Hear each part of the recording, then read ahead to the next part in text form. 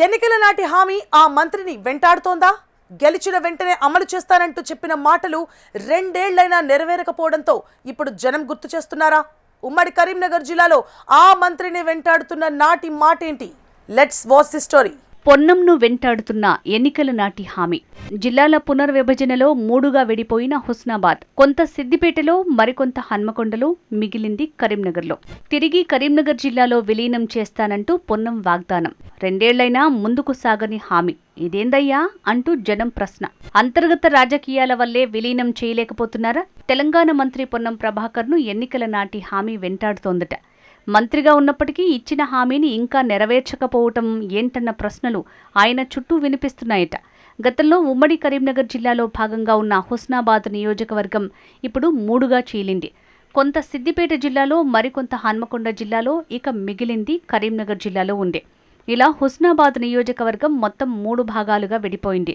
BRS ప్రభుత్వంలో మూడుగా విభజన అయిన హుస్నాబాద్ని తిరిగి కరీంనగర్ జిల్లాలో విలీనం చేస్తానంటూ ఎన్నికల సందర్భంగా హామీ ఇచ్చారు పొన్నం ప్రభాకర్.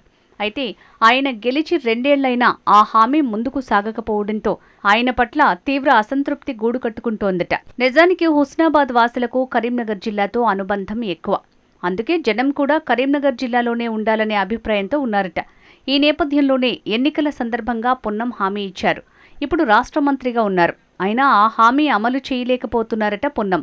కేబినెట్ ఆమోదంతో చేయాల్సిన పని కావడంతో ఆలస్యం జరుగుతుందని పొన్నం వర్గం సమాధానం చెప్తోందట. కానీ మిగిలిన మంత్రులను, సీఎంను ఈ విషయంలో పొన్నం కన్విన్స్ చేయలేకపోతున్నారంటూ గుసగుసలు వినిపిస్తున్నాయి. కరీంనగర్ జిల్లా నుంచి గతంలో పోటీ చేసిన పొన్నం హుస్నాబాద్ని వ్యూహాత్మకంగా ఎంచుకున్నారు. అనేక సర్వేలు చేసి అక్కడి ప్రజల అభీష్టాలను తెలుసుకుని తన ఎన్నికల మేనిఫెస్టోను సిద్ధం చేసుకుని జనంలో చెప్పారు. అందులో ఉన్న హామీల ప్రకారమే ఇప్పుడు పొన్నం హుస్నాబాద్లో పనులు చేస్తున్నారు. శాతవాహన ఇంజనీరింగ్ కళాశాలని కేటాయించుకోవటం, రోడ్ల నిర్మాణం పూర్తి చేసుకోవటం లాంటివి పొన్నం చేసిన హుస్నాబాద్ విలీనం వంటి అసలైన హామీని ఎందుకు పూర్తి చేయలేకపోతున్నారంటూ జనం ప్రశ్నిస్తున్నారట.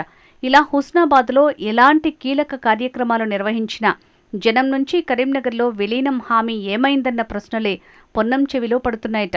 అయితే కాంగ్రెస్ పార్టీలో ఉన్న అంతర్గత రాజకీయాల వల్లే పొన్నం హుస్నాబాద్ని కరీంనగర్లో విలీనం చేయలేకపోతున్నారనే గుసగుసలు వినిపిస్తున్నాయి.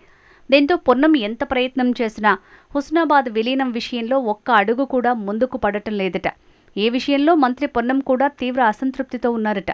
ఇటీవల హుస్నాబాద్కి సీఎం రేవంత్ రెడ్డి వచ్చిన సందర్భంలోనూ సీఎం చేత ప్రకటిస్తారేమోనని అంతా ఎదురు చూశారట. ఇదే విషయంపై నేరుగా పొన్నంని కూడా అడిగారట కొందరు స్థానిక నాయకులు. అయితే సీఎం కూడా హుస్నాబాద్ని కరీంనగర్లో కలపడం గురించి మాట్లాడకపోవడంతో పెదవి విరుస్తున్నారట జనం. ఇలా అసెంబ్లీ ఎన్నికల్లో ఇచ్చిన హామీ మంత్రి పొన్నంకి ప్రశ్నల రూపంలో గుచ్చుకుంటూనే ఉందట. మరి భవిష్యత్తులోనైనా ఇచ్చిన హామీని పొన్నం నిలబెట్టుకుంటారా లేదా అనేది వేచి చూడాలి.